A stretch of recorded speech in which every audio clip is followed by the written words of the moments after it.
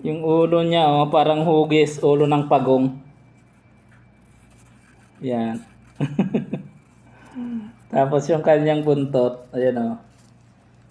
Yan, may mga spike-spike.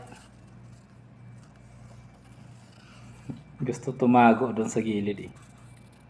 Yung kanyang paa mga abyan, parang ano, yung mga kuko ng ano, bayawak.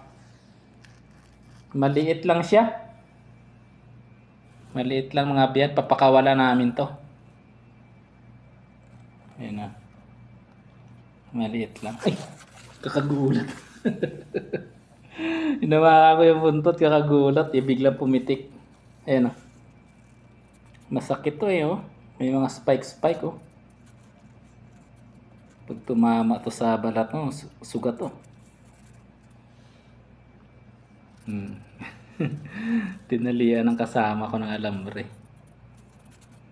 Nahuli namin sa disyerto. Ayun, tumakbo na. Tumago sa gilid oh.